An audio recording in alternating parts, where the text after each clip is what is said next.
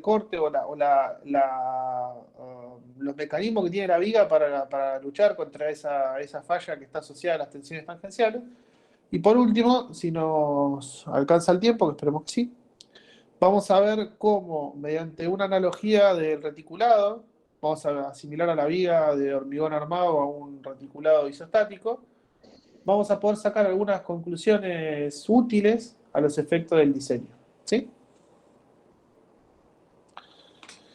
Dentro del análisis elástico o el repaso que nos proponemos hacer de resistencia de materiales, está volver a tomar algunos temas que ustedes ya han visto entiendo, el año pasado con eh,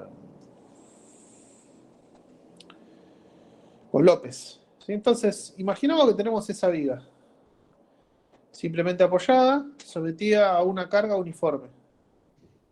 Doble valor W. La viga es rectangular, es esta que tenemos acá, y tiene una sola capa de armadura, que es la que vemos ahí abajo, longitudinal, esta. Vamos a analizar el equilibrio de este elementito que está acá.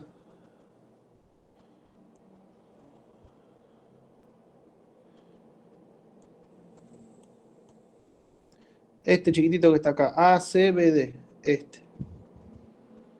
Que acá lo agrandamos para tener una mejor referencia. Si estoy estudiando la viga, ¿hay alguna pregunta o no? Ok. No. No, sonó como me había parecido un micrófono.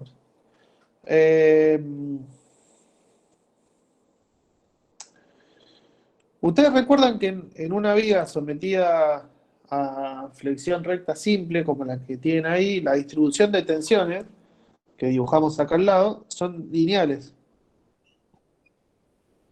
alcanzando como valor cero en el eje neutro, que en esta sección rectangular va a estar en la mitad de la pieza. Del otro lado tengo la misma distribución de tensiones.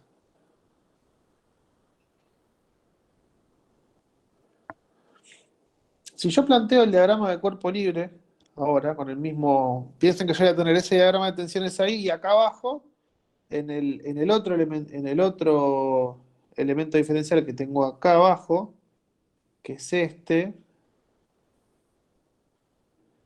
voy a tener a T2 y a T1, que van a ser las dos fuerzas que van a estar actuando. Cuando yo plantee el equilibrio, en el equilibrio de este elemento que está acá, voy a poder escribir que BI, que es la tensión de corte tangencial, que si ustedes recuerdan, acá está actuando, si yo hago acá, dibujo ese elemento diferencial, esta tensión tangencial que está acá es la misma que esta. Y por Cauchy, esta y esta son iguales. ¿Sí? Acá tenemos también la primera conclusión importante. Si estas cuatro son iguales, si las cuatro son iguales para un estado de corte puro, por ejemplo, cuando yo tengo en vez de la pieza esta que estoy estudiando acá, para una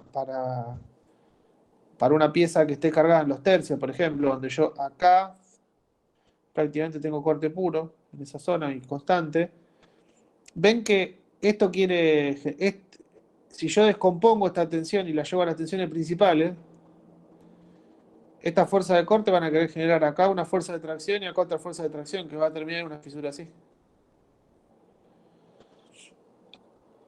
Entonces lo que vemos es que las tensiones de corte lo que van a hacer es inclinar en principio la fuerza, o van a generar una tracción que no va a ser ya paralela a la armadura longitudinal o perpendicular al plano de la viga, sino que va a tener una dirección inclinada. En el caso de corte puro, el ángulo 45 grados. Lo que me va a traer como problema que si estas fisuras ocurren antes de que se alcance la capacidad de momento de la viga, voy a tener que disponer una armadura especial para poder hacer frente a estas fisuras. O voy a tener que estudiar si la viga sin una armadura, sin una armadura transversal es capaz de proveer mecanismos que puedan redistribuir los esfuerzos, porque cuando aparece una fisura, los esfuerzos que antes pasaban por la fisura van a tener que pasar por otro lado, de manera que todavía se puede alcanzar un equilibrio por un mecanismo que ya no es el de resistencia de materiales, sino que es otro. Entonces lo que vamos a tratar de hacer ahora es repasar un poco cómo se obtenía esa tensión de corte. Entonces, planteando el equilibrio longitudinal, tenemos que C2 menos C1. Ustedes seguramente cuando lo estudiaron con Alfredo, habrán puesto, en vez de poner C2 menos C1, habrán hecho C1 o digo bien, habrán dicho C1 más el diferencial de C1 respecto de X por diferencial X. Bueno, este es el mismo tratamiento, ¿sí? Nada más que lo vamos a simplificar un poco porque queremos solamente encontrar que son proporcionales, porque cuando empiecen a ocurrir las primeras fisuras, todas estas disquisiciones que vamos ahora van a dejar de tener una validez estricta y van a poder ser usadas solamente para tratar de inferir a qué va a ser proporcional la tensión de corte resultante. De esa manera vamos a poder plantear ensayos sobre vigas de hormigón armado a escala real, para tratar de determinar cuánto valen esas constantes de proporcionalidad que me permiten a mí saber efectivamente cuánto vale esa tensión, aunque no conozca de fondo la distribución teórica de esas tensiones. Entonces, de vuelta con el planteando el equilibrio, tengo que la tensión tangencial, que es esta BI por B por diferencial Z, B es el ancho de la pieza, acá está, el ancho de la pieza en esa dirección, tiene que ser igual a C2 menos C1. Por otro lado, C1, ¿cuánto vale? Un medio de FC1 más FC1i, que está acá, ¿sí? Por B, por KD menos I. I es la distancia entre la fibra CD y el eje neutro. Por otro lado, también yo lo que sé es que FC1i, que es la que está abajo, es igual a FC1 dividido K sub D multiplicada por I. Eso es por relación de triángulos, ¿sí? Ahí no hay ninguna duda. Entonces, reemplazando arriba, lo que tengo es que C1 en realidad es un medio de FC1 por 1 más IKD por KD menos I por B. Que si yo simplifico un poco, así resolviendo esta ecuación o este producto que está ahí, me queda que es igual a un medio de FC1 de B KD por 1 menos I cuadrado KD. Por otro lado, yo sé que si yo esto que está acá, que es C1,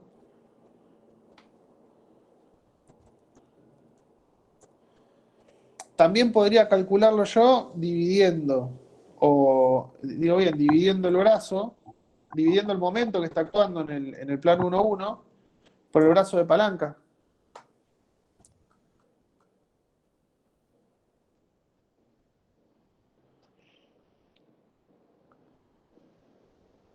¿Sí? ¿Y qué me daría esto? M1 sobre brazo de palanca me tendría que equilibrar a un medio de FC1 por B por K sub D. Eso simplemente de vuelta. Todo esto estamos como repasando de alguna forma resistencia de materiales. Y entonces, si yo reemplazo ahora, fíjense, en esta fórmula de acá arriba, que era la que había tenido abajo, justamente un medio de C sub 1 por B por K sub D, lo reemplazo por M1 sobre el brazo. Y análogamente, puedo obtener el valor de C sub 2 a partir del momento. Por ahora, ¿cuánto vale el brazo? No importa. El brazo va a valer de función eh, del diagrama de tensiones y del mecanismo de falla, pero sí sabemos que es proporcional al cuadrado de la distancia, al eje neutro y al brazo.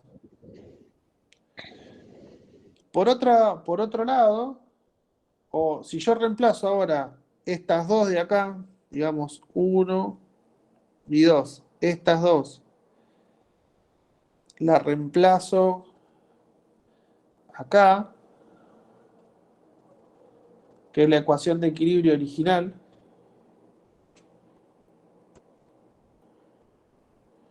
Si reemplazo 1 y 2 ahí arriba, ¿qué me queda? Que B sub I es M2 menos M1 sobre diferencial Z por 1 de B por el brazo. Esto que está acá, ahí está poco claro, pero es B por el brazo, que no sabemos todavía cuánto es. En una pieza de hormigón armado ya fisurada era J por D, que era 0,9 D más o menos. Esto multiplicado por 1 menos I cuadrado sobre KD. ¿Qué conclusión saco y esto que está acá, si ustedes se fijan, es la variación del momento respecto de Z. Como estoy estudiando un diferencial, esto que está acá es menos el corte. Al final del día es B, el corte. Quiere decir que al final del camino yo lo que tengo es que la tensión tangencial de corte va a ser igual a B dividido B sobre el brazo por 1 menos I cuadrado K sub D, sobre K sub D. De acá, lo único que es realmente variable es I cuadrado, porque fíjense que esto es una constante geométrica de la sección, que nosotros en muchos lados llamamos I máximo, ¿sí? Es la distancia más grande de la fibra extrema hasta el eje neutro. Del eje neutro hasta la fibra extrema, ¿eh? Esta que está acá. El brazo no lo conozco, pero sabemos que es constante y es una condición geométrica también. B es el ancho de la pieza, B corta, el esfuerzo de corte. Quiere decir que lo único que es variable, o sea, esta B sub I en realidad, si uno quisiera, esta es B en I. Pero si uno dijera, tuviera que encontrar B de qué función es una función de la distancia al eje neutro. Y como ustedes bien saben, la máxima tensión de corte va a ocurrir para la fibra que está ubicada en la máxima tensión tangencial, va a ocurrir para la fibra que está ubicada en el eje neutro, que va a tener este valor que está acá.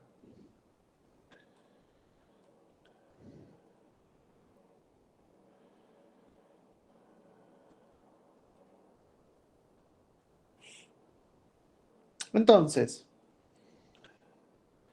habíamos dicho que en zona donde hay poco momento, es decir, donde el momento es poco influyente y es todo tensión tangencial, ¿por qué decimos el momento es poco influyente? Porque no hay ninguna tensión normal. Entonces, donde haya mucho corte y poca tensión normal, es decir, la zona donde el corte sea preponderante sobre el momento, vamos a tener esa situación en donde vamos a tener fisuras inclinadas 45 grados.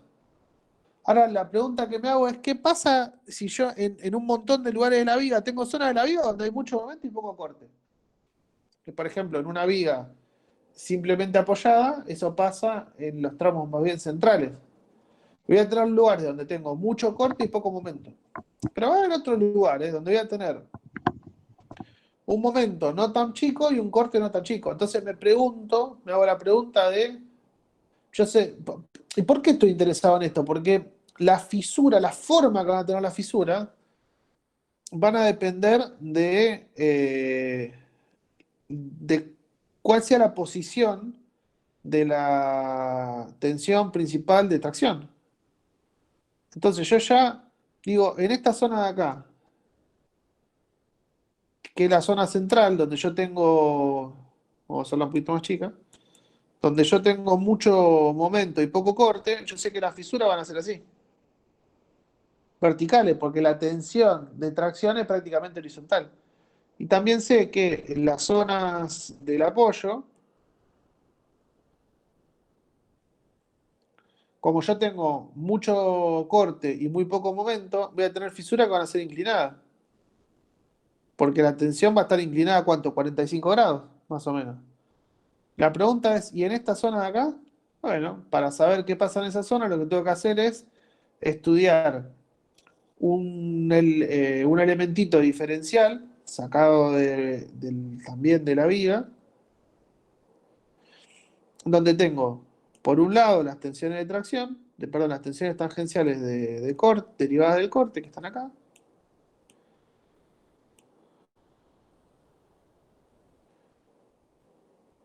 a las que se les superimpone las tensiones normales debidas al esfuerzo normal que puede actuar ahí, por ejemplo, porque hay un momento no menor, que son esta y esta.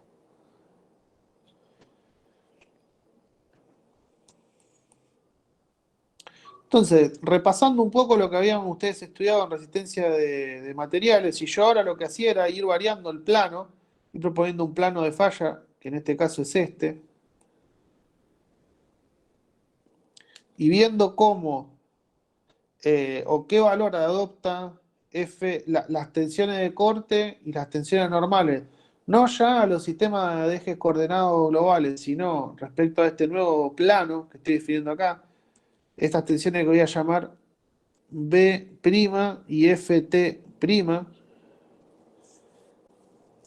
puedo obtener eh,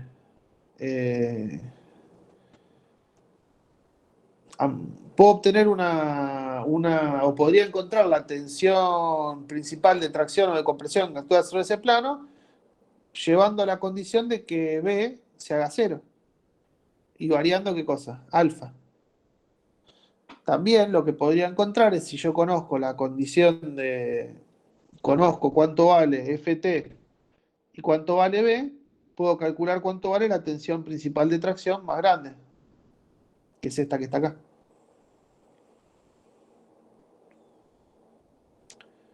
Ahora bien, ¿cuánto valen las fuerzas estas desproyectadas? Ahora, no voy a entrar demasiado en detalle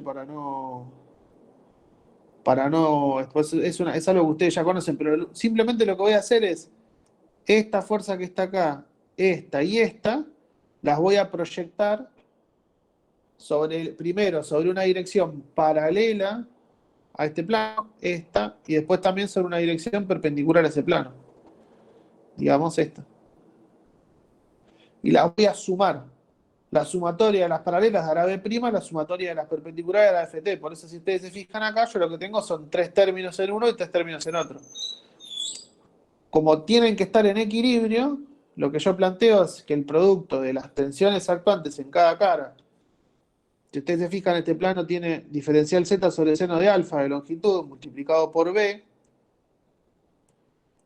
Entonces, B por diferencial Z, esta es la longitud del plano inclinado, por Ft' tiene que ser igual a Ft por B por diferencial Z por la tangente de alfa, que es este plano que está acá,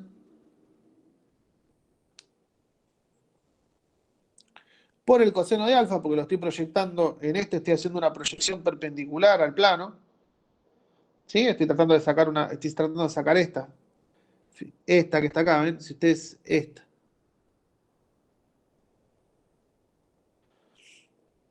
A esto le sumo la tensión tangencial por B por diferencial Z, por el coseno de alfa, más la otra, B por diferencial Z sobre tangente de alfa, que es esta que está. Vamos a ponerle número, así es más fácil. Esta es esta. Esta de acá es esta de acá arriba. Porque fíjense que esa longitud diferencial Z no cambió. Y esta que está acá es esta de acá. De vuelta, entonces esa B por diferencial Z sobre tangente de alfa por el seno de alfa. Pero lo que estoy descomponiendo, acuérdense siempre, son esas fuerzas. Y hago lo mismo para B', que lo que voy a tener es en vez de tenerlo en términos de los cosenos, tendré seno, seno y el último en coseno. Si yo opero un poco con la fórmula de acá arriba, termino, porque fíjense que acá yo tengo estos dos cosenos, los puedo juntar, sacar B factor común. Operando un poco llego a estas dos fórmulas.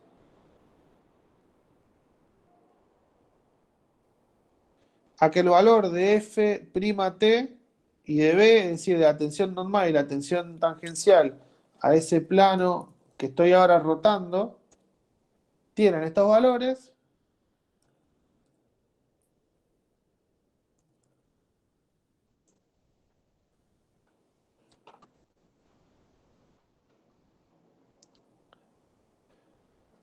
Y que son dependientes del ángulo.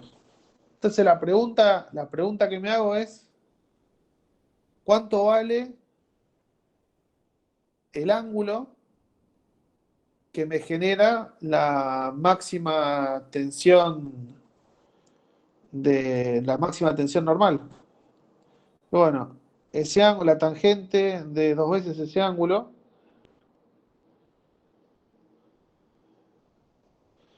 es B sobre 1/2 de Ft. Quiere decir entonces que, si ustedes se fijan, el ángulo del plano en el que va a actuar la tensión principal, que en este caso va a ser de tracción, depende del cociente entre la tensión tangencial debido al esfuerzo de corte y la tensión normal.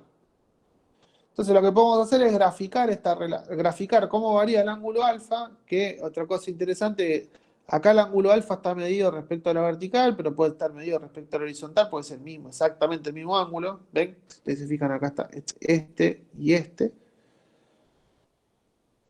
Entonces lo que voy a hacer es, ¿por qué? Porque quiero ver cómo varía en función de la variación de la relación entre B y F sub T, que indirectamente me muestra la relación entre el corte y el momento.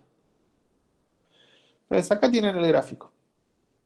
Fíjense que está graficado desde el momento en el que esta relación vale cero, es decir, donde yo tengo un esfuerzo normal muy grande, muy grande, y un esfuerzo de corte muy pequeño, el valor del ángulo de alfa máximo vale cero, que coincide con lo que nosotros estamos esperando. Porque en una viga habíamos visto simplemente apoyada, y tal como vinimos estudiando, las fisuras que aparecen en el centro de la viga son todas verticales. Si alfa vale cero, quiere decir que el plano,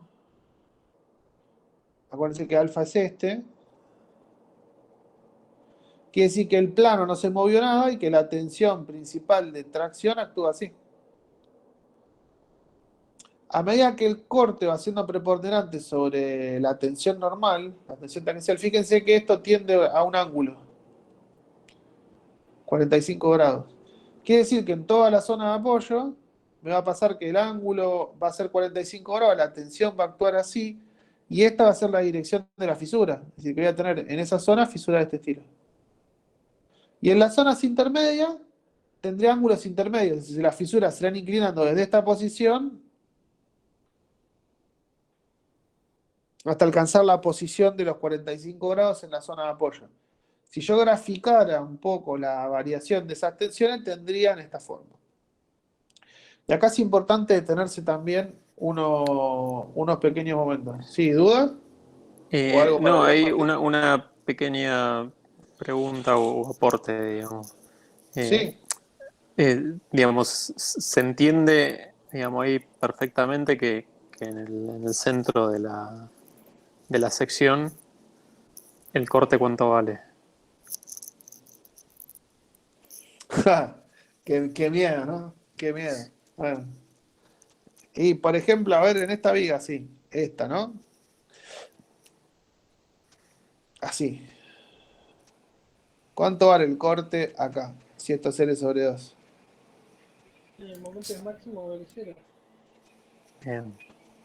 Entonces ahí es Ahí. lógico, digamos, tener una fisura de ese tipo, ¿no? Una fisura debida solamente a la tensión principal, no las tensiones tangenciales. Exactamente. Y después, a medida que me acerco al apoyo, donde el corte se hace más grande y el momento se va haciendo cada vez más chico, hasta que en un momento se hace cero, cuando yo tengo el corte máximo, es lógico tener fisura de corte. Ahora, vamos a ver algunas cosas. Van a ver que hay fisuras que son netamente de flexión. Y son solo debido a la flexión y no interviene más nada. Por ejemplo, esta. ¿Qué características tienen? La principal es que empiezan en la cara traccionada. Y después se extienden en la zona donde no hay corte de manera vertical, en otra zona ligeramente inclinada, siempre buscando la zona comprimida. Esas fisuras son estrictamente de corte. Va a haber otras fisuras que no van a empezar en el extremo, las que son de corte. ¿Por qué? Porque la tensión máxima de corte no está en el extremo, sino que está sobre la fibra del eje neutro, sobre el centro de la pieza. Y esas fisuras generalmente no arrancan por la cara, sino que arrancan en el centro y se extienden siempre en un ángulo, tanto mayor, cuanto mayor sea la relación entre el corte y el esfuerzo normal, o entre el corte y el momento. Y son fisuras como este tipo. Y va a haber otras fisuras que se inician como fisuras de flexión y después continúan un poco como fisura de corte. Entonces, cuando nosotros le decimos, siempre que hablamos, cuando ustedes ven una viga que tiene fisura de corte, lo que estamos diciendo son fisuras como esta que está acá, o fisuras de flexión que se han empezado a inclinar bastante.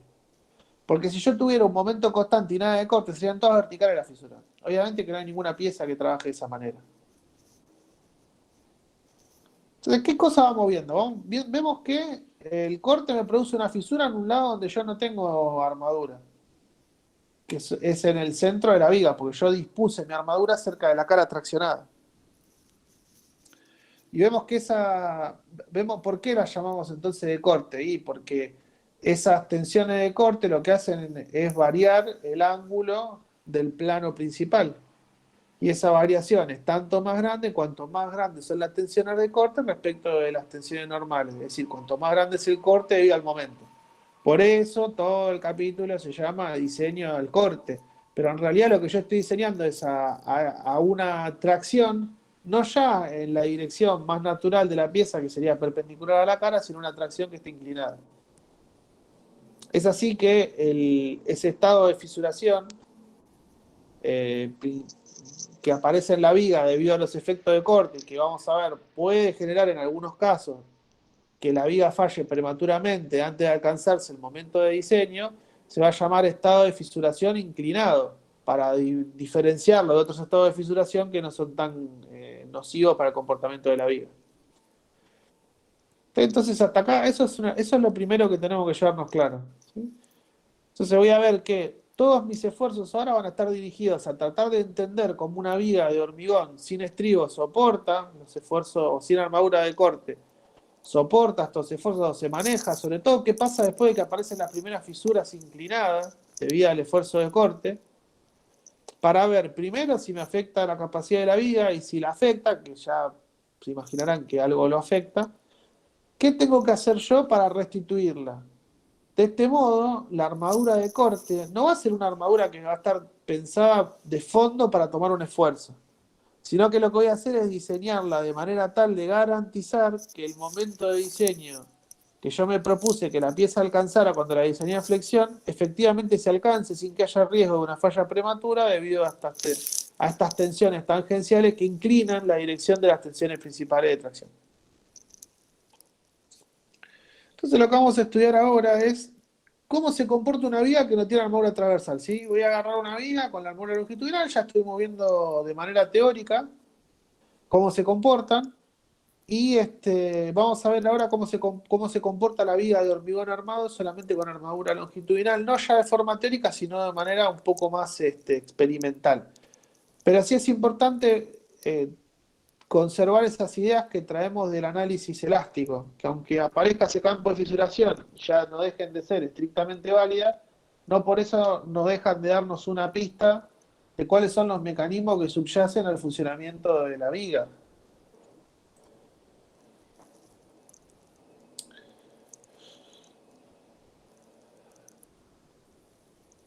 Bueno, lo primero, ahí estamos viendo un poco tienen otra diapositiva con lo que les mostraba ahí. ¿Por qué? Porque la verdad que las fisuras de corte pura en una viga de hormigón armado bien diseñada son sumamente raras. Sumamente raras. Por eso también es que cuando uno llega y ve esa fisura de corte, lo que tiene que presuponer es que la viga no está bien diseñada y que algo malo pasó ahí. Uno puede ver fisura de corte, le diría, en condiciones más o menos normales, fisura de corte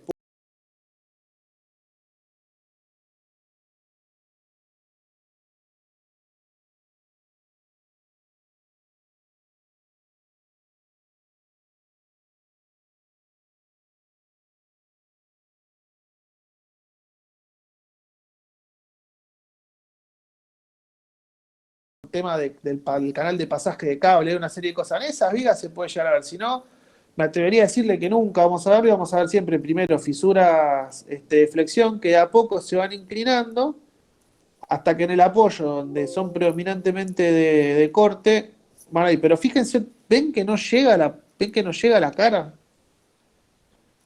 A esas flexiones donde se iniciaron como a esas fisuras que se iniciaron como una fisura de flexión, pero que después se convirtieron en una suerte de fisura de corte, se las llaman fisuras de corte y tracción.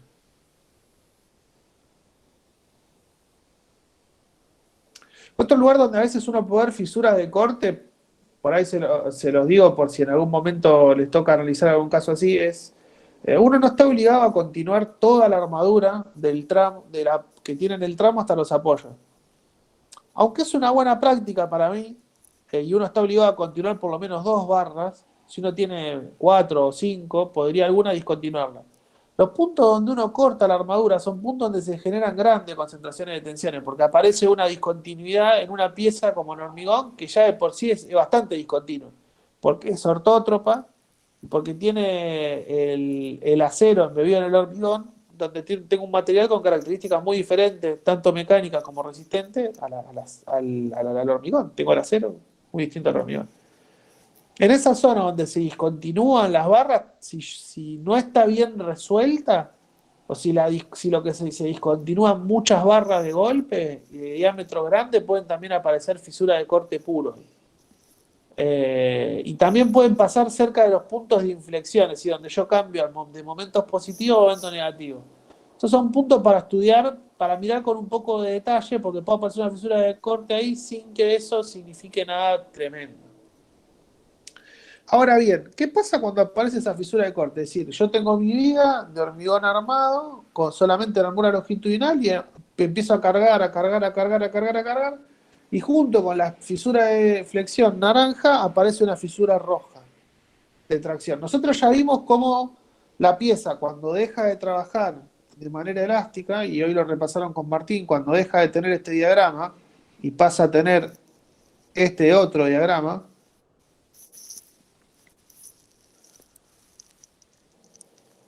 ya vimos cómo de acá a acá, cómo la pieza redistribuye sus esfuerzos para generar un nuevo mecanismo resistente y seguir haciendo frente a esfuerzos que son crecientes, ¿sí? A que el momento siga aumentando.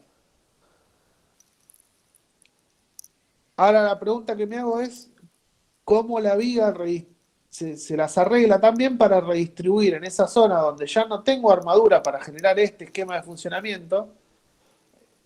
¿De qué manera redistribuye el esfuerzo en esa fisura? Si yo le hago un zoom en la zona donde se genera esa fisura de flexión y corte, que en realidad si yo mirara la fisura por ahí seguiría hasta acá, ¿no? Me doy cuenta de que aparecen algunas fuerzas que hacen que la fuerza que antes se iba a lo largo de toda esa fisura, ahora pase por otros lugares. La primera fuerza que aparece es esta que está acá. BC sub Z.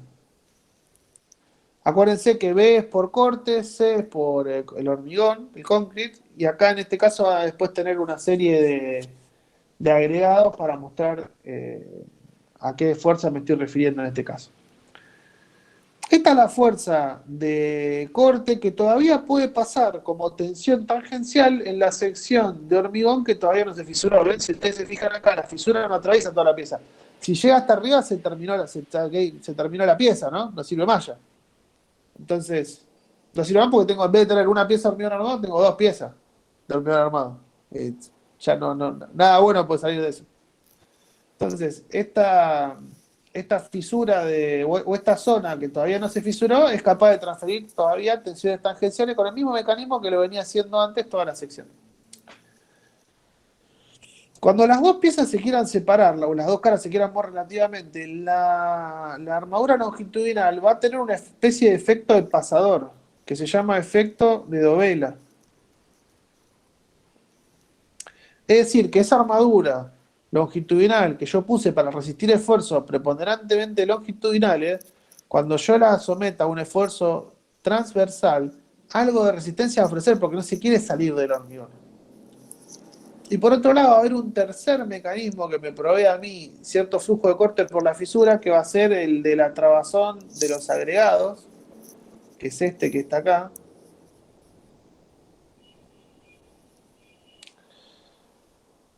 Que se va, cuando los dos planos quieran desplazarse relativamente, este plano que está acá, con el que tengo enfrente, con el que tengo enfrente, con este que está acá, que no está dibujado, cuando uno quiera desplazarse respecto del otro, la fricción, la trabazón entre los agregados gruesos de las dos caras me va a impedir, o me va a permitir a mí la transferencia de algo de corte, porque se van a desplazar un poquito, pero no mucho.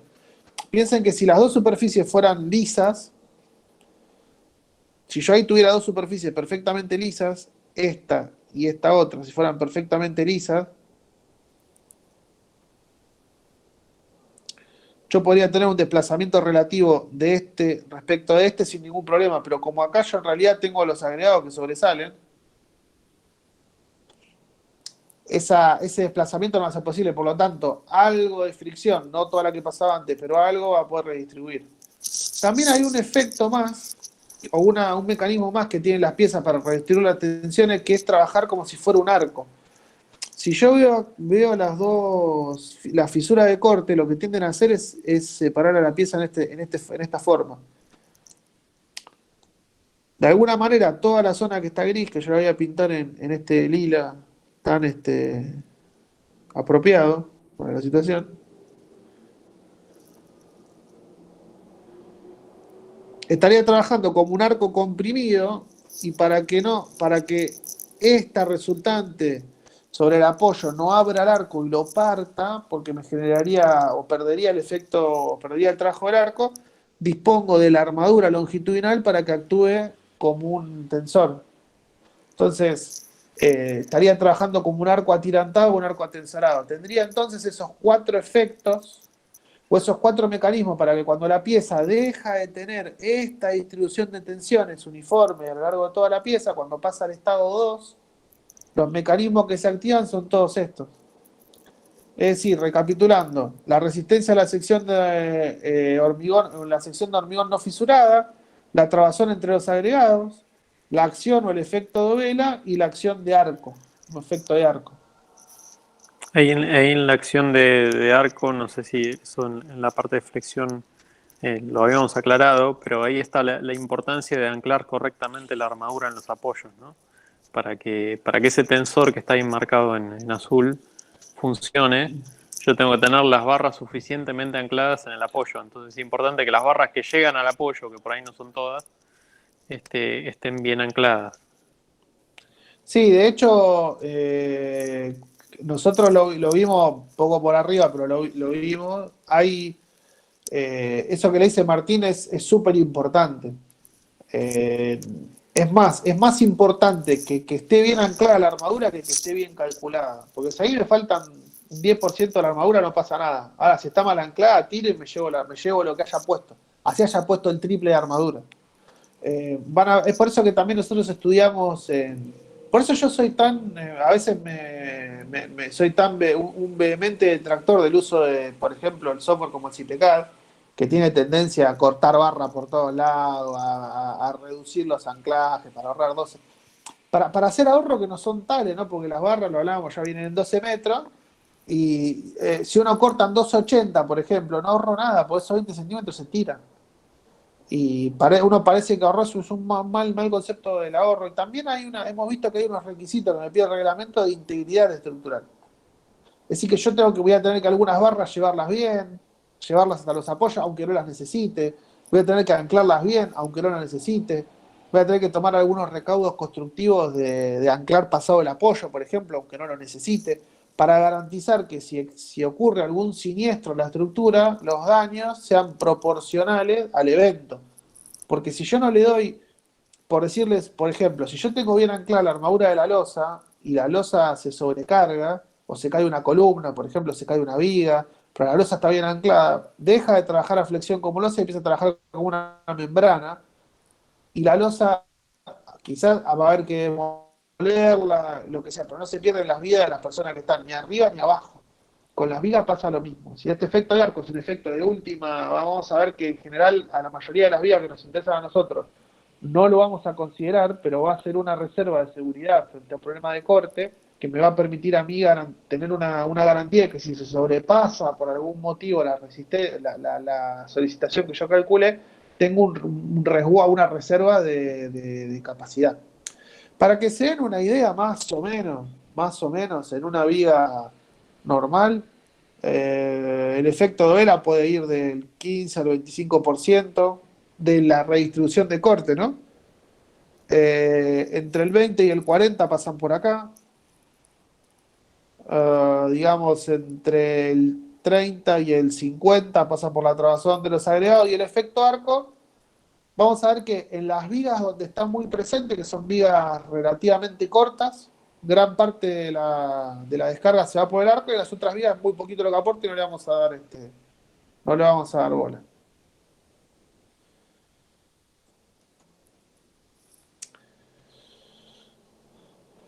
Ahora bien, ¿a qué eran entonces proporcionales las tensiones de corte y de tracción? Uno podría decir que la tensión tangencial de corte o la tensión tangencial de vía al corte es proporcional al corte dividido B y dividido D. Hemos visto que era un poco lo que era la cuenta que habíamos hecho un poco más arriba. Y la tensión o la tensión de vía al esfuerzo normal es proporcional al momento, al ancho y al cuadrado de la altura. Si ustedes se fijan, por ejemplo, el W es B por H cuadrado. ¿Por qué aparece la altura del cuadrado? Porque yo divido primero para obtener el brazo y después para obtener el valor. Nosotros, de hecho, si se acuerdan, cuando yo les habíamos visto en la clase teórica el valor de R como un auxiliar para el diseño de piezas, cuando yo no conocía las dimensiones ni nada, R era proporcional al momento nominal B de cuadrado. Sí, así que, de alguna manera, uno podría decir que las tensiones tangenciales son proporcionales a B dividido a B corta dividido BD, o sea, el corte dividido la sección, y las tensiones normales son proporcionales al momento dividido el ancho y dividido D cuadrado. Habíamos visto también de qué dependía la inclinación de ese plano de tensiones principales, de la relación F sub T sobre B. Entonces, si yo llego acá a esa relación, ¿qué tendría? K sub 2 sobre K sub 1 de M sobre BD. De alguna manera, esta cociente de dos constantes podríamos decir que es una nueva constante. La podemos llamar K sub 3. Que por ahora no importa cuánto vale.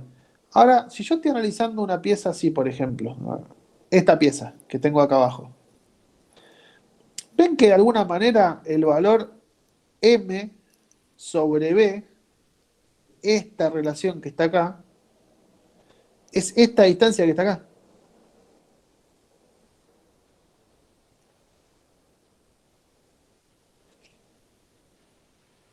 Hay muchas maneras de verlo. Una manera uno podría pensar es que esto de acá es B, esto de acá es B. Y esto también. Entonces, si yo divido M por B, el momento que es este que está acá, claro, lo puedo sacar acá, más fácil, ¿no? ¿Cuánto vale el momento este? B por A. Porque a partir de acá ya no, esto no cambia. Entonces, si yo puedo calcular A como M sobre B. Quiere decir que la inclinación del plano, ese principal, en realidad va a depender de ese valor A y también del valor y de la altura de la viga. Podría entonces yo decir que esta relación A sobre D, siendo A veces lo que en los libros ingleses lo van a encontrar, yo la mejor traducción que puedo hacer es como la luz de corte, sería el shear span, Sí, dividido la altura, digamos, donde el corte es variable, digamos, ¿no? Donde el corte... claro, donde el momento variable, donde el corte es constante, podríamos decir, ahí, donde hay perdón, sí, corte, perdón. donde Sí. el momento variable y el corte es constante, ahí tenemos esa luz. Después vamos a ver que en vigas continuas hay también una pequeña vuelta de tuerca. Que sí que esa relación A sobre D es muy importante, porque me dice a mí qué tan inclinado o qué tan inclinada van a estar las fisuras inclinadas. Porque habíamos visto que si esta relación es muy, si la relación no, o es muy pequeñita, perdón, si es muy grande, no pasa. Si la relación es muy grande, es decir, si F es mucho más grande que B, la flexión, no, como que el corte no tiene influencia. Sería una viga donde pase eso, una viga muy, muy, muy larga, es una viga donde yo digo, ¿cuánto se va a inclinar el plano principal? Y casi nada, entonces mi armadura longitudinal va a estar bien. Por otro lado, cuando ese valor sea muy bajito, voy a tener que el plano se va a inclinar un montón y ahí van a empezar los problemas. De hecho, acá lo que yo estoy graficando es A sub D en función de, y estoy viendo cuánto vale el momento de falla, es decir, cuánto vale V por A, cuando analizo una viga cargada en sus tercios. Que fíjense que esta viga, la propiedad que tiene es que me da un tramo central de momento constante y dos tramos de momento constante y sin corte.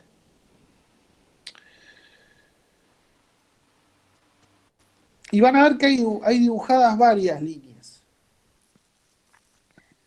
Esto que está acá Ahí, dibujado. si yo tuviera una carga en el centro del apoyo, A sería igual a L sobre 2, ¿no? ¿Correcto? Si yo tuviera una carga en el centro En el centro, perdón, de... en el tramo de la viga. Claro, Bien. sería la luz sobre dos. Entonces, fíjense, yo acá lo que tengo dibujado es en línea llena el conjunto de puntos en donde se alcanza, en donde la viga falla. Todos los puntos que están sobre esta línea de acá son puntos donde la viga agota su capacidad. Por otro lado,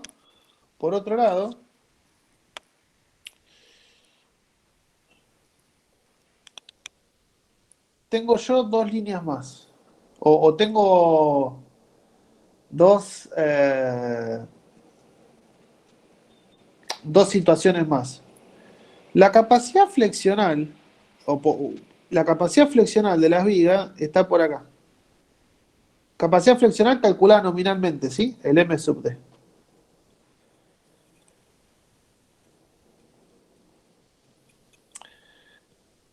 Y por otro lado, si yo continúo esta línea, la línea roja de la derecha, la continúo hacia acá, y continúo la otra línea en la otra dirección, voy a estar representando unos puntos que no son de falla, pero sí que serían de la línea lila, donde se alcanza. Esperen que nos fuimos de la sección. La línea lila representaría los puntos en donde se alcanza teóricamente la carga de fisuración inclinada. Es decir, la carga que produce la primer fisura de corte puro cuando se puede y de flexión y corte cuando las características para que se dé una fisura de corte pura no existen. Y si yo continúo la, la línea verde, lo que tengo yo tengo situaciones donde la falla que ocurre es similar a la que yo tendría eh, en flexión, pero debida a la acción del corte. ¿Sí? Entonces, fíjense que todas estas líneas que yo tracé me definen distintas regiones de la viga. Por ejemplo, si yo extiendo esta línea por acá, yo me doy cuenta que hay una región, que es la que va de acá para acá, en donde la capacidad de flexión de la pieza se alcanza antes, o sea, el momento de diseño se alcanza antes de que la pieza se rompa por corte. Quiere decir que en la zona que está marcada por este punto, quiere decir que las vías que tengan una relación A sobre D muy grande, muy, muy, muy grande,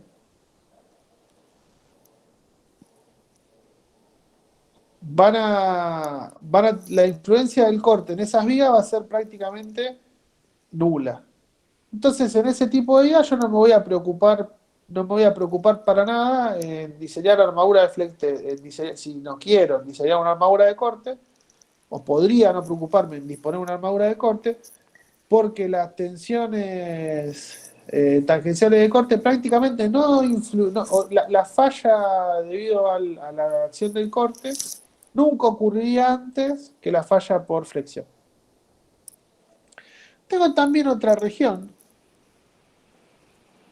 que es eh, o tengo varias, tengo algunas regiones más todavía. Tengo otra región en donde, que la que va desde 6 digamos, hasta, digamos, 2,5,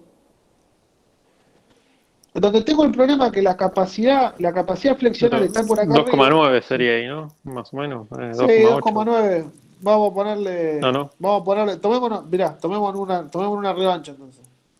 Vamos a venir más acá. Ahí, ponele. Mm, Pero estamos buscando este punto. La está idea es bien. más o menos estar alrededor de 2, entre 2,5 y 6, más o Está menos. bien. Está bien. Está bien. En donde lo que vemos acá es que la capacidad de flexión está acá arriba, porque fíjense que la capacidad de flexión de una viga no depende de la relación A sobre D, es constante.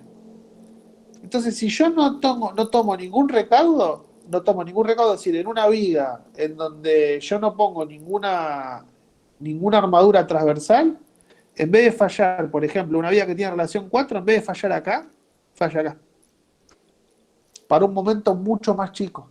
Entonces me doy cuenta que hay una región, que es la que va entre 2,5 y 6, en donde son vigas de longitud, llamémosle media, son las longitudes más usuales, y me veo obligado a,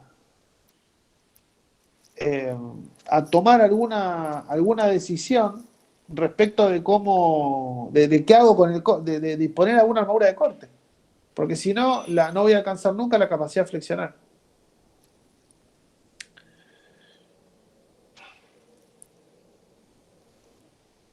Y fíjense que en toda esta región, la falla coincide con la carga que genera el estado de fisuración inclinado, este.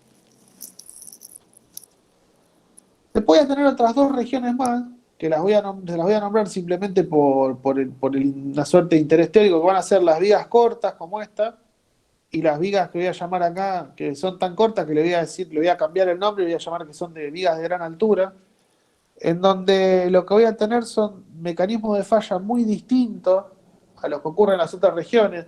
Fíjense que yo ya tengo una relación A sobre D de menor a 2,5. Si ustedes recuerdan en resistencia de materiales, nosotros decíamos que en relación al largo, las vías que no llegaban a tener más de 2 veces y media, ya no se podía considerar que el estado tensional era lineal. Entonces también acá me pasa algo parecido. Voy a tener que usar algunos mecanismos de diseño o algunos métodos de diseño que no vamos a cubrir en el curso, que van a ver el año que viene con Carlos Arpero para diseñar esas vías. De todos modos, vamos a charlar un poco sobre cómo se trabajan. Es decir, que voy a tener de alguna manera 4 regiones, ¿no? De alguna forma. Una región que voy a llamar vigas de gran longitud, esta, en donde la influencia del corte es marginal.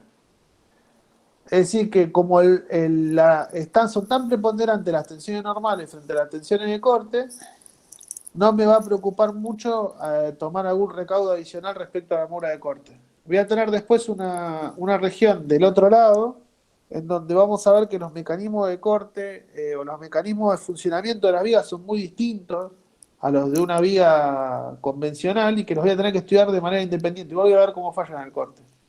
Y voy a tener esta región, que la vamos a llamar de longitud media, que es la región más usual, en donde van a caer la mayoría de nuestras vigas, y donde me doy cuenta que si yo no dispongo, no hago algo para ayudar a la viga a mejorar los mecanismos que le permitan redistribuir los esfuerzos luego de que aparece el estado de fisuración inclinado, en realidad ese momento de diseño por flexión que yo calculé nunca se va a poder alcanzar porque la viga va a fallar antes en otra zona de la viga, no en el centro, sino en otra zona de la viga, va a fallar antes por problemas asociados a las tensiones tangenciales. O, si lo quieren ver de una manera más natural, por un problema asociado a esas tensiones de tracción que ya no actúan perpendiculares al plano de la sección, sino que se inclinan como máximo 45 grados. Esta es otra manera de ver el mismo problema. Yo lo que tengo acá es esa misma relación A sobre D y acá lo que tengo es el corte o la capacidad, el valor de corte. Y si ustedes se fijan acá, esta es la capacidad flexional teórica. Y esta que está acá esta que está acá son las fallas por corte. Todo esto que está acá en el medio es la capacidad que yo me pierdo respecto de la máxima capacidad nominal que puede, o de diseño que puede desarrollar la viga si yo no pongo armadura de corte. Fíjense que en la zona, en nuestra zona de interés, todas esas fallas debidas al corte, toda esta zona que está acá, la carga de falla por corte coincide con la carga que genera el estado de fisuración inclinado. Entonces va a ser de mucho interés estudiar ese estado de fisuración y estudiar cómo calcularlo y hasta dónde va. Una cosa interesante más es qué pasa cuando tengo vigas continuas. ¿Cómo mido el A, no? Porque, fíjense, yo acá tengo, este es mi apoyo. Y por acá tengo el otro apoyo. Este es el centro del tramo, ¿sí? Este es el tramo. Este que está abajo acá es el diagrama de momentos. Entonces, acuérdense que como son la literatura es americana, está dado vuelta el diagrama, ¿sí? La zona positiva y negativa están invertidas. Ven que el diagrama es esto, así. Si yo hiciera el valor, digamos, normal de M sobre B, de alguna forma yo lo que estaría suponiendo que acá hay un apoyo, que no existe. Entonces lo correcto es dividir, es decir, yo lo que puedo hacer es, porque en realidad, ¿dónde se va a formar el elemento comprimido? O sea, esta carga de acá va a querer venir para acá, buscando el apoyo. Entonces, más correcto que usar ese valor de M sobre B completo o ese valor de A, porque acá nosotros que diríamos que vale esto. Estaría mal. Nosotros lo que tenemos que calcular son un A sub 1 para el momento negativo, un A sub 2 para el momento positivo y tomar cualquier relación cualquier relación que estudie, que haga es A sub 1 sobre 2 o A sub D sobre 2. Y de esa manera le puedo dar el mismo tratamiento a las vigas continuas que el que le estuve dando a las vigas simplemente apoyadas de un tramo. Entonces, ahora que dividí esas regiones, ¿no? Dividí en vigas de gran altura, vigas cortas, vigas de longitud normal y vigas muy largas. Lo que me pregunto es cómo queda caracterizada la falla en cada una de esas zonas.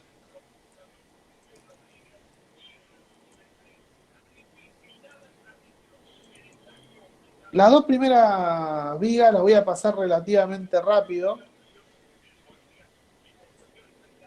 porque son vigas que nosotros no vamos a diseñar, pero en las vigas de gran altura es en la viga en donde más se manifiesta este mecanismo de arco, y donde una vez que se alcanza esa carga una vez que se alcanza la carga de fisuración transversal, de fisuración inclinada, perdón, aunque yo no disponga de armadura transversal, este efecto de arco me va a permitir a mí redistribuir muy bien las cargas y tener una reserva muy grande. De hecho, si ustedes se fijan acá, fíjense que en estas vigas, si yo continúo esta curva roja,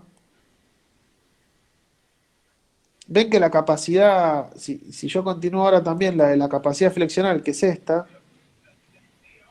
ven que en esta zona prácticamente la capacidad se va a alcanzar primero la capacidad de flexión de la viga antes de que se alcance la falla por las tensiones de corte. Es decir que este efecto el arco funciona muy bien. Y si yo sigo cargando hasta la rotura, ¿dónde puede aparecer o cuáles son los modos de falla del arco? Simplemente para conocerlo y si algún día les toca una viga corta y ven alguna fisura en esa dirección, se preocupan. La primera es la que les nombraba Martín. SIFA que es una falla en el anclaje de la armadura longitudinal. En este arco atensorado, si el anclaje de la armadura falla, el arco se pierde, el efecto de arco se pierde.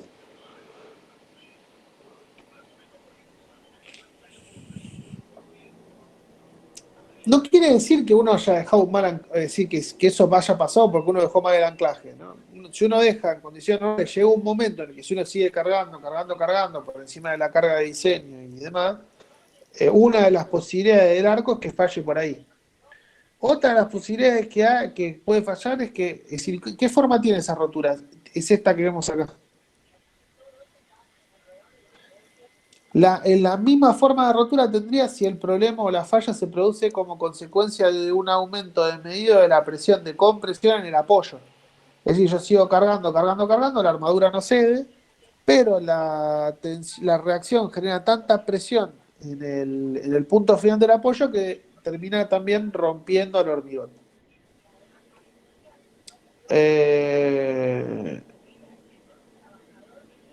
Otra situación que puede pasar es que el arco finalmente termine fallando por flexión, es decir, yo aumento rompiendo la cabeza comprimida por flexión, acá. Cargo, la armadura está bien anclada, el apoyo tiene suficientes dimensiones como para recibir la carga.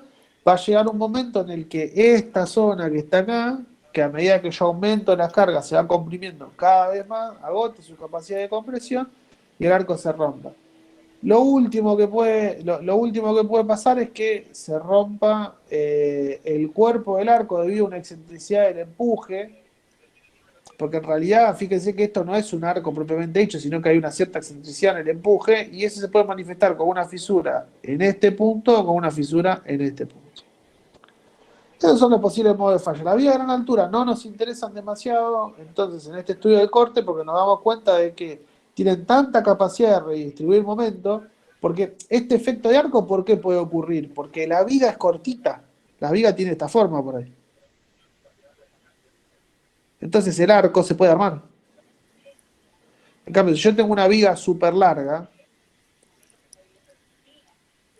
no hay forma, no tengo, es tan plano el arco que no se puede, no hay forma de armarlo. Acuérdense que los arcos funcionan cuanto más se parecen a un arco de circunferencia. Cuando yo tengo arcos muy aplanados que se parecen a una viga, ya no funcionan más. Además también el tiro, la carga en el apoyo está muy grande, se empiezan a pasar otros fenómenos. Entonces, este efecto de arco funciona muy bien porque la viga es cortita, súper cortita. Fíjense que la relación está A sobre D chiquitita. Para poner algunos números, imagínense que yo tengo una viga de 1 metro de alto. Quiere decir que A vale 1 metro. Es decir, que yo tengo una viga que tiene 3 metros por ahí y 1 metro de alto. Es una viga súper cortita. Súper cortita. Tengo después lo que se llaman las vigas cortas, que tampoco son demasiado de mi interés, porque si yo vuelvo al diagrama si bien tengo una situación en donde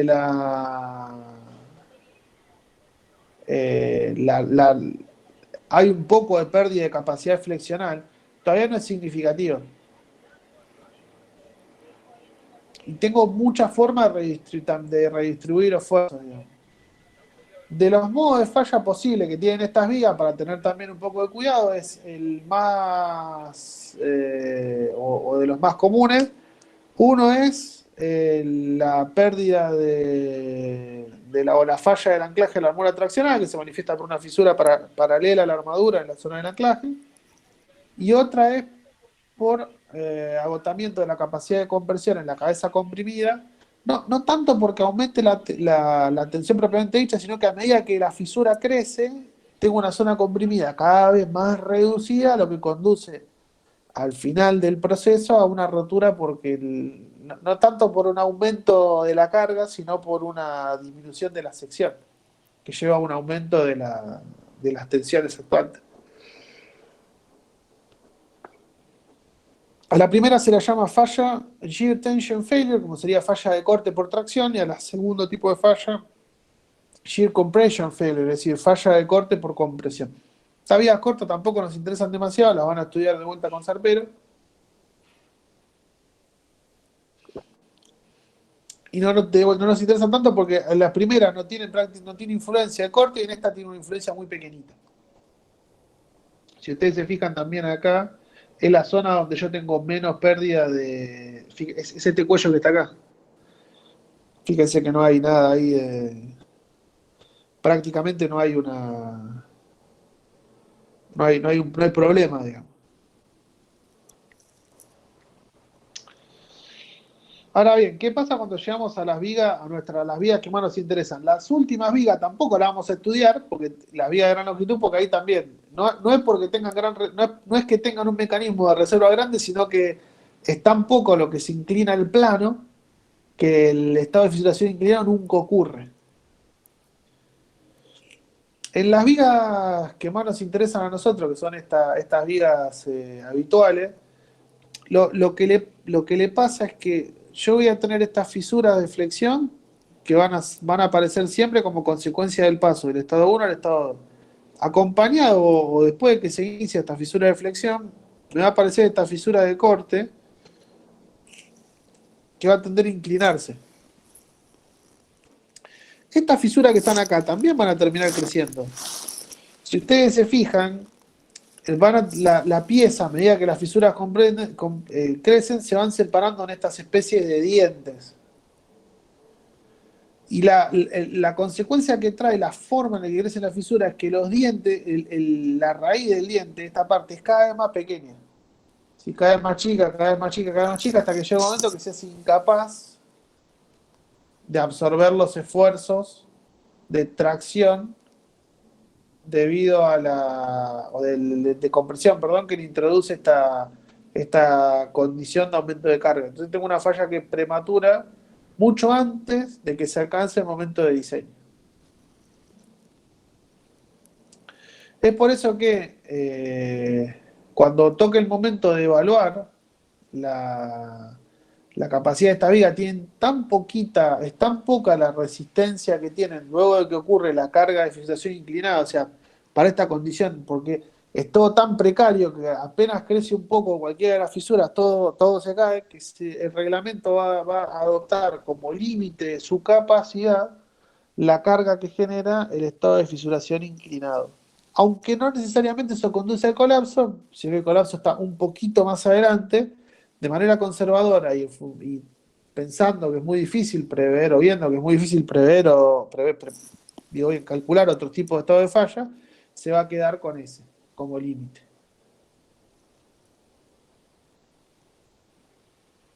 Entonces, lo que podemos decir es que si A sobre D es menor a 2.5, hay reserva. Y si A sobre D es mayor o igual a 6, el momento, el plano se inclina poco, o alfa es pequeño, vamos a poner. Y entre estas dos, voy a decir, para una viga que no tiene ninguna armadura, cuando se alcanza el estado de fisuración inclinado, se agota la capacidad de la viga de seguir tomando carga. Entonces, si yo no pongo ninguna armadura transversal para aumentar o para permitir un nuevo mecanismo que todavía no describimos, vamos a dar la clase que viene, que me permita a mí redistribuir esos esfuerzos que aparecen en la fisura y que de otra manera ya no puedo redistribuir, mi momento nominal va a ser más bajo que el momento nominal que yo calculé como en la sección anterior, y por lo tanto el reglamento no me va a permitir que el diseño se complete así, sino que me va a obligar a agregar una armadura transversal que garantice que la pieza puede alcanzar sin problema el momento nominal de diseño, o el momento de diseño, el momento nominal que yo elegí, el momento de diseño. ¿Hasta acá alguna duda o vienen bien más o menos? Más o menos bien. Bueno, entonces, vamos Martín. ¿Están despiertos? ¿Están despiertos? ¿Están despiertos? ¿Están vivos? ¿Están vivos? Estamos Ahí, bien. allá están bien ahí. Bueno. Después todo esto van a ver que en la práctica resulta como siempre todo mucho más sencillo, ¿no? Martín le va a mostrar 4 fórmulas y ahí murió todo. Pero lo importante es que entendamos esto, porque esto sirve no solo para el cálculo, sino también si uno va a ver una estructura qué fisuras tiene que ver, cuáles fisuras son graves, qué puede pasar. Por ejemplo, si ustedes se encuentran con algo parecido a esta diapositiva que están viendo ahora, ponen no se pueden ir corriendo, porque no hay o sea, ustedes están, si no parece como, viste que ahora che, está bien que nos aplaudamos los médicos a las 9, pero bueno, tenemos médicos para las pandemias, ¿no? Entre otras cosas. Entonces, si ustedes no se pueden ir corriendo, resistan el impulso, pero ni bien terminan de poner los puntales, sí se van corriendo y saquen a todos los demás. Porque de acá a la falla no hay nada, prácticamente, en términos de carga. Que eso es importante también que lo vean. M y B no están desconectados, ¿sí? Porque uno dice, bueno, pero no le agrega corte. Dice, bueno, mira que si yo le agrego más carga, sube el momento, sube el corte, y el momento y el corte están conectados, de hecho, por esa ecuación diferencial, la de uno es la derivada del otro. Es decir, que y si uno sigue derivando, llega a la carga Q. Quiere decir que en el fondo lo que uno tiene que hacer es decir, uno no puede decir, bueno, no, entonces que esta viga no tome más corte. No hay manera, porque cuando sube la